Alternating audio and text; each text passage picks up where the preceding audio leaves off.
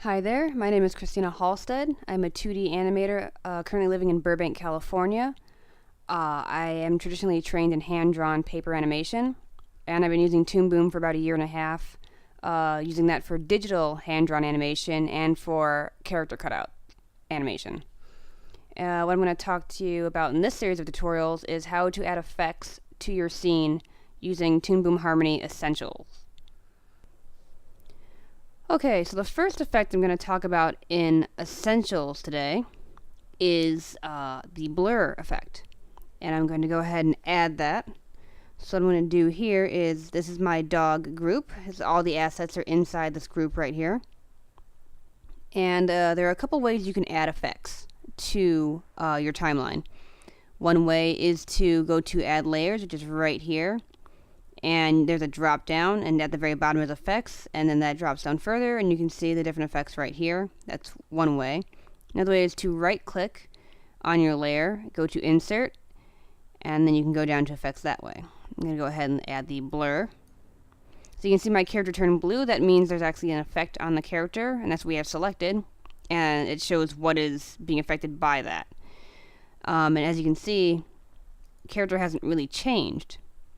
Even if I go into our layer properties right here and poke around, basically you have your radius and you have your quality of the blur. If I move that around, nothing's happening. And the reason nothing is happening is because this is our OpenGL view and it doesn't really show the effects. What we want to go into is our render view right here. I'm going to go ahead and click on that, and you can see now our dog is blurry. And I'm going to go ahead and throw on a color card behind that so we can actually see where his black lines are. And yep, he is indeed blurry. I'm going to go ahead, you can see your parameters right here. I can increase that. It's even more blurry. And decrease it back down to 0, which takes it away entirely. You have also a quality of the blurriness. I'm going to turn the blurriness up again so you can see the difference.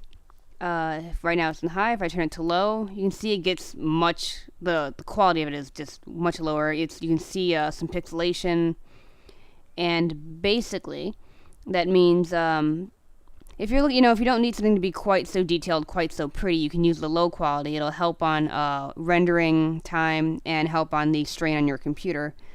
But if you're looking for something that's going to look real nice, we keep the quality high. And like most effects in Toon Boom, this can be animated over time using keyframes. And you wouldn't actually see that happening in the render view if you did preview your animation, because render view does not do animation, only the OpenGL does. So if, for instance, in this case, even if we did animate it, we wouldn't see it because the blur is not going to show up here, and the render view is not going to animate it. You'd have to go into your preview, render and play, to see the blur animation in action before you rendered it. And that is blur.